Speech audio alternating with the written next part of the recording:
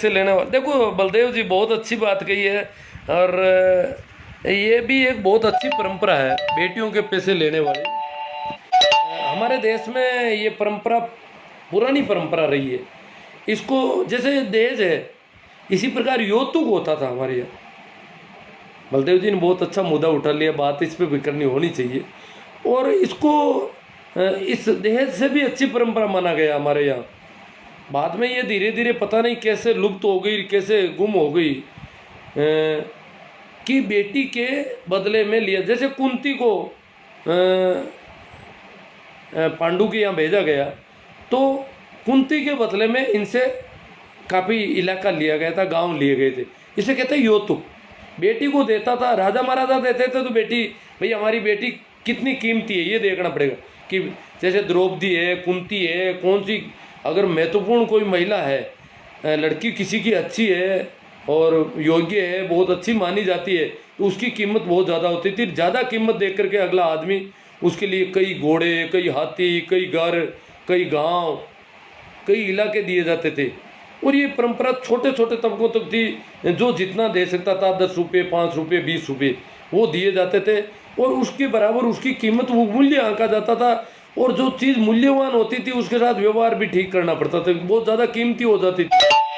ज़्यादा कीमत दे करके अगर लाए हो, जिस रानी को लाने में कई गांव देने पड़े, उस रानी की तो फिर सेवा टेल भी ढंग की करनी पड़ेगी।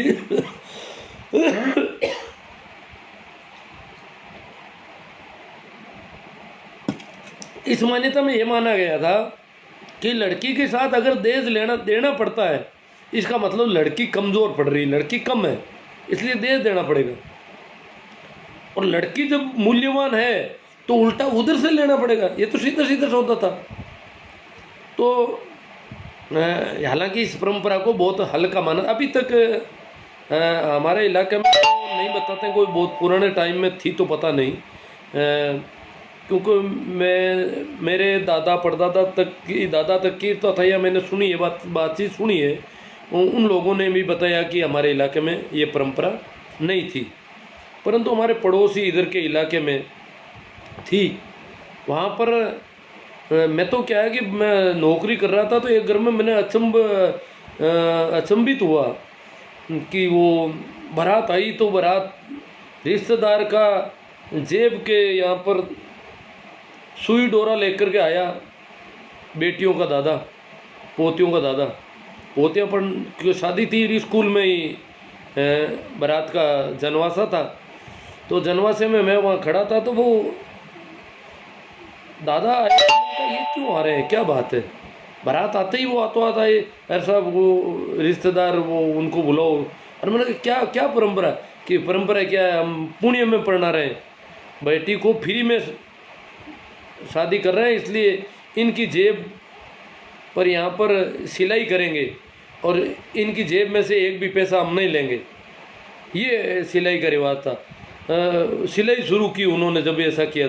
तो हमारे यहाँ तो ऐसा था नहीं, क्योंकि सभी पुण्य में ही था, फ्री में ही था, उल्टा बेटियों के लिए देते थे। परंतु जहाँ पर ये ऐसी परंपरा हमारे यहाँ रही है दूसरे इलाकों में। और वैसे जब परंपरा है तो परंपरा है, कोई सी भी है। मेरे हिसाब से वो परंपरा ज़्यादा ठीक थी उल्टी। उसमें जब किसी चीज़ की कीमत अच्छी ढंग की दी गई है तो वो तो कीमती है। जो बिना कीमत के उल्टे उसके साथ और दिया जाता है, तो फिर उसकी तो कौन देखभाल करे, कौन उसकी वो करे। तो उसको तो माना तो ठीक गया था, परंतु समाज में उसको गणित की बेटी बेची जा रही है, इस हिसाब से उसको गलत मानने लगे लोग। लड़के के भी पैसे लेते हैं, हाँ लड़के के भी लेते हैं।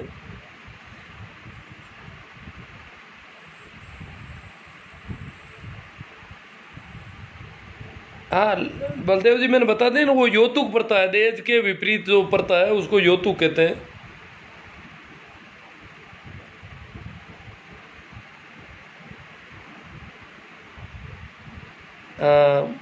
भाई मूला राम जी भादू, गुरु जी समाज में आज भी लड़कियों की ये हालत है कि घर में बहू आनी चाहिए, लेकिन उसके लिए चाहे लड़की को ऐसी जगह भी देते हैं जहाँ उनकी उम्र में लगभग 10-15 साल का अंतर होता है। या वो खाने कमाने लायक ही नहीं हो। हाँ, बहुत विषम परिस्थितियाँ हैं। इसके अतिरिक्त भी मैं एक और बात कहना चाहता हूँ कि ये जो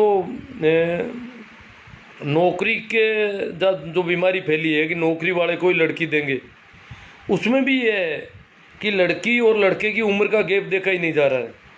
35 साल का लड़का 35 साल के लड़के की नौकरी लगी है, आधी उम्र की लड़की की सगाई हो रही है। इतना फ़र्क रखा जा रहा है। ये नौकरी वालों में भी ये मामला है, गड़बड़ उम्र का मामला। और खाने कमाने वाली वो तो खैर महत्वपूर्ण बात है, उसका तो नहीं सर जी, मैं उनकी बात कर रहा हूँ जो पैसा लेकर किसी के साथ बेटी को ब्याह कर देते हैं, जो आजकल भी चल रहा है। हाँ करते हैं जी, गरीबी की वजह से कुछ लोग करते हैं। नौकरी वाले के साथ भी धोखा होता है। हाँ बात लड़की क्योंकि घर में बहू लाने के लिए, हाँ वो तो आ गया आपका तो।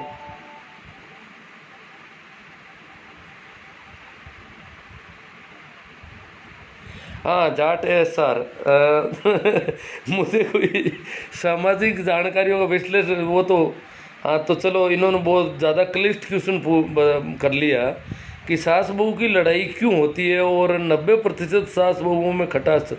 ये क्या है कि एक मनोवैज्ञानिक कारण है। जो बेटा है ना, बेटा जन्म के साथ ही माँ बेटे से इस प्रकार जुड़ जाती है कि हर दर्द में छोटी बड़ी वो बेटियों को बिल्कुल कई जगह इनकार कर देती है। बेटे के लिए बहुत ज़्यादा उसका हो जाता है और उसको जैसे जैसे बड़ा करती है वैसे वैसे उसका इतना लगाव हो जाता है कि बेटा उसके कब्ज़े में रहना चाहिए। अब जब बहू आ गई तो बहू की बात भी बेटा सुन रहा है।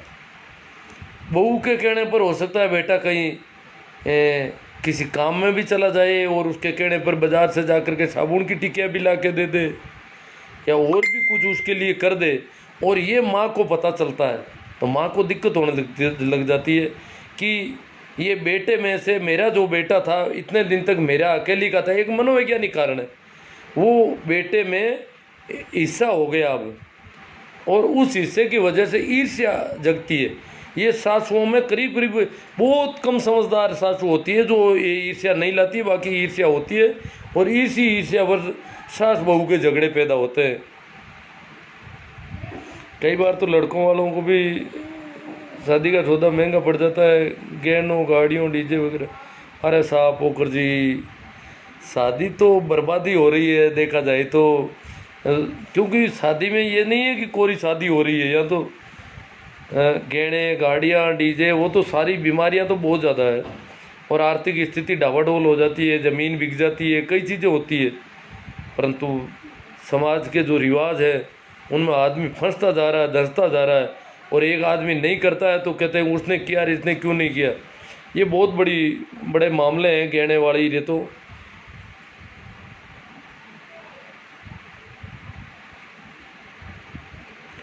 बलदेव जी के नौकरी लाग गया बच्चा तो छोरो भले आंधो भी हुई हो भले। हाँ, नौकरी वाले बच्चे के मामले में ये नहीं पूछा जाता कि वो शराब पीता है कि नहीं पीता है, धूम्रपान करता है, गुटखे जर्दा है, कुछ खाता है कि नहीं। नौकरी वाले बच्चे के बारे में उसके सारा परिवार एकदम सही हो जाता नौकरी लगते ही, चाहे वो शराबी हो कैसे भी, उन चीज़ों का लोग ध्यान ही नहीं देते।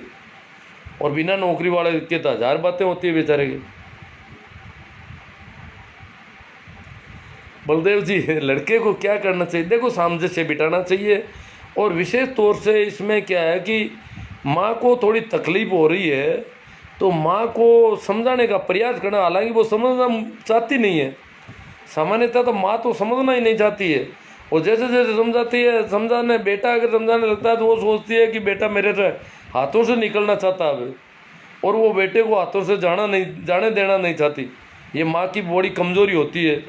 तो ये बहुत टेढ़ा है। वो तो युद्ध में लड़के समझाने की कोशिश कर सकते हैं, माँ और दोनों को समझाना होगा। उसको दोनों को कहना होगा कि तुम इसकी, बहू को भी कहना होगा कि आज तक मैं पूरा का पूरा मेरी माँ का था, अब मेरा जो हिस्सा तेरे हिस्से में आ रहा है और तुम एकदम से सारा मेरे ऊपर अधिकार कर रही है, ये बात भी ठीक नहीं है।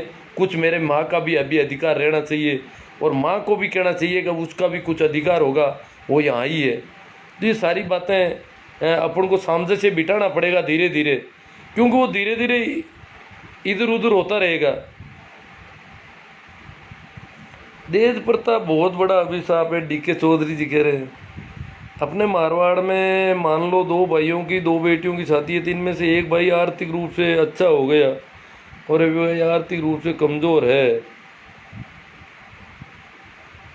लेकिन उसे अच्छी आर्थिक वाले के बराबर रुपये डालने पड़ते हैं थाली में मजबूरी में, और कमज़ोर आर्थिक रूप वाला कर्जे में आ जाता है और देख के दूर से ज़्यादा रुपये डालने की प्रतिस्पर्धा करता है सिर्फ इज्जत के चक्कर में।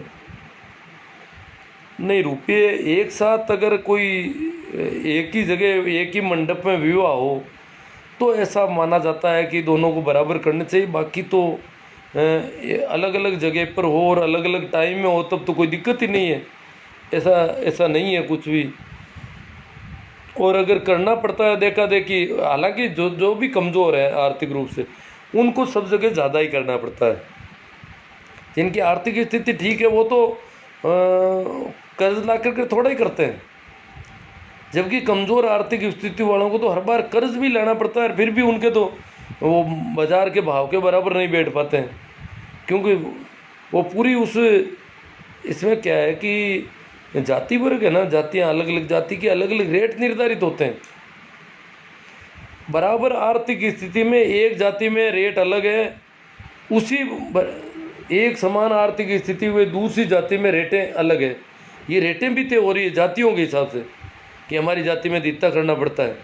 तो इसमें क्या है कि आर्थिक स्थिति जिनकी भी डाउन होती है वो रोज़ पिसते जाते हैं सब जगह, जहाँ भी जाओगे। कायदे से तो ये होना चाहिए कि आर्थिक स्थिति जिसकी ठीक नहीं है उसके लिए 1 रुपये का भी खर्चा होना नहीं चाहिए, उल्टा उसके लिए कोई सारा कहीं से मिलता हो तो वो मिलना चाहिए। जब पहले से ही कर्ज है तो उसके लिए मृत्यु बोझ हो, चाहे दहेज हो, चाहे गहना हो, कुछ भी हो, उसके लिए 1 रुपये का भी नहीं होना चाहिए। तय तो ये होना चाहिए, परंतु ऐसा नहीं हो रहा है। उसको भी कुछ चाल चलनी पड़ती है उनके बराबरी की, और उसमें उसका कर्ज हो जाता है ज़्यादा। ये सबसे बड़ी इसकी कारण है कि सभी चीज़ों के दिखावा होता है, और दिखावे की वजह से सारी समस्याएं होती है। अगर ये सभी बातें, अब देखो महेश्वरियों ने कुछ वर्षों पहले ये तय किया कि बेटी को जो भी दिया जा रहा है बाप की तरफ से वो एक हिस्सा है उसकी संपत्ति का, मान लो, हाँ, उसको डिस्क्लोज नहीं किया जाए। बिल्कुल किसी दूसरे का नहीं पता नहीं चलता कि इनको कितना मिला और इन्होंने कितना दिया। ये सब कुछ पहले तय हो जाता। जैसे बाज़ार में से आप माचिस खरीदने जाते हो, सिगरेट खरीदने जाते हो, जो भी चीज़ खरीदते हो, साबुन की टिक्कियाँ खरीदते हो, तो जितने रुपये आपने तय कर दिए दे दिए, किसी को सुनाने की, किसी को दिखाने की ज़रूरत नहीं। ये नहीं कि 4 आदमियों को इकट्ठा करेंगे कि लो साबुन के मैं इतने रुपये दे रहा हूँ, उसके बदले में साबुन ले रहा हूँ।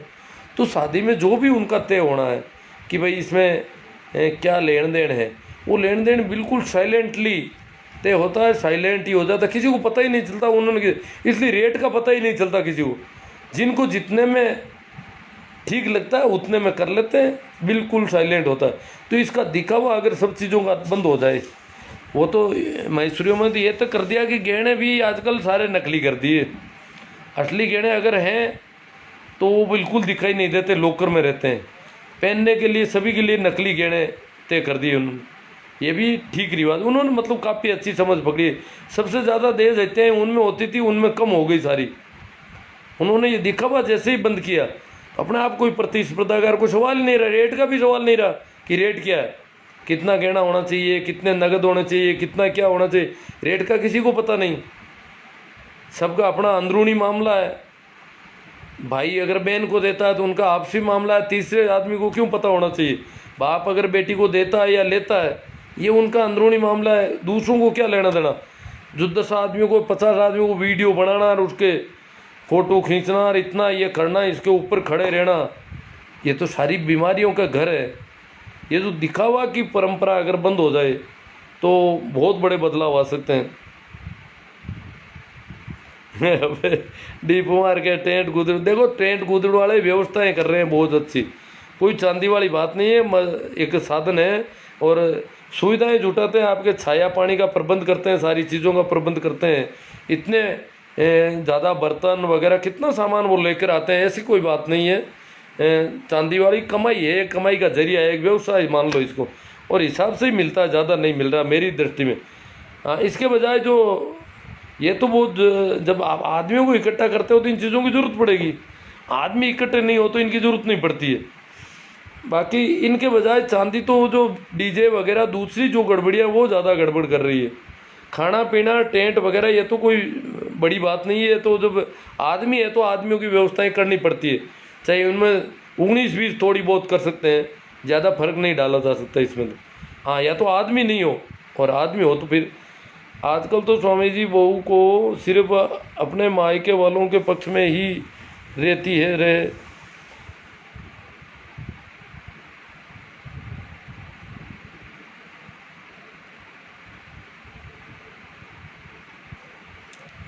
देखो स्वामी जी, ऐसा है कि मायके वालों को बार बार जाकर के पैसे दे देती है ऐसी बहू, ये तो कोई बेवकूफ़ बहू होगी, बाकी तो ये ऐसा नहीं करती है। और ऐसा करती है तो उसका थोड़ा ध्यान रखना पड़ता है, क्योंकि हमारी आर्थिक स्थिति को नुकसान पहुंचा सकती है। एक तो भाई ये तो जम कमरा हो सकती है, ऐसी कई कुछ एक होती है जिनके ये समझ में नहीं आती है कि मुझे रहना कहाँ है, अब मेरा घर कौन सा है। और अगर उल्टा मायके में ले जाके देती है तो ये तो और भी ज़्यादा बेवकूफ़। या तो वो कई कई तो ऐसी फंस जाती है, वहाँ दे देती है भाइयों को और भाभीयों को, और फिर वापस नहीं ले पाती है, चोरी चोरी देती है, चोरी छुप के, तो वापस भी नहीं आता। ये बेवकूफ़ औरतों के मामले हैं सारे। हाँ, अर्जुन जी चौधरी के जाटों में तो पहले दिखावा करते हैं, हाँ अभी भी करते हैं जाटों में, क्या सारी जातियों में लगभग मैंने महेश्वरियों में देखा है, हमारे इलाके में रिवाज हुआ है और बहुत अच्छा रिवाज है। और दिखावा बंद हो जाए तो काफ़ी बीमारियां कम हो सकती है। ये मेरी ये मानना है, ये सभी का मानना, मेरी क्या है, ये तो इस मामले में तो सभी लोग, जब आज तक जितने भी आंदोलन चले उनमें यही बात बार बार उठी कि दिखावा बंद होना चाहिए, परंतु ये बंद नहीं हो रहा है। हर कोई यही सवाल पूछता मुझे, कुछ लोग पूछते हैं कि वहाँ किसने कितना दिया, मैं कभी ध्यान नहीं रखता। मैं इसकी मार्केटिंग बिल्कुल मुझे पसंद नहीं है, और मुझे पता ही नहीं, रेटें भी पता नहीं रहती है। कोई बात करता है तो मैं उसको सुना अनसुना करता रहता हूँ, और मुझे कोई पूछते हैं तो मायरे में वहाँ तार, वहाँ के उसने क्या दिया और कितना गहना, मैं देखता ही नहीं उन चीज़ों को।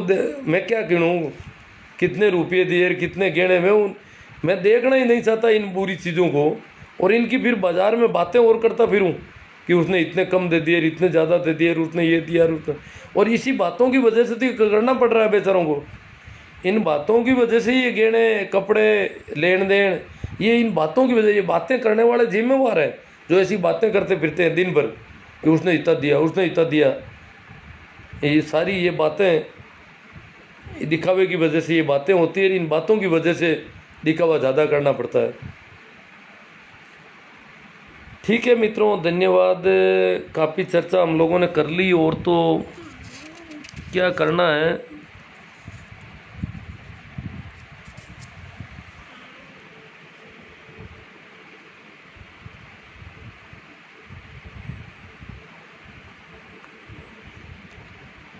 ठीक है, थैंक यू, फिर मिलेंगे। और कल तो मैं चाहता हूँ कि वो करूँ ओशो जीवन परिचय, 3 चैप्टर कर लिए थे, चौथा चैप्टर 2-3 बार अटक गया था। कल 9 बजे प्रयास करते हैं वो उस पर थोड़ी चर्चा हो जाए, क्योंकि वो अधूरा छूट रहा है।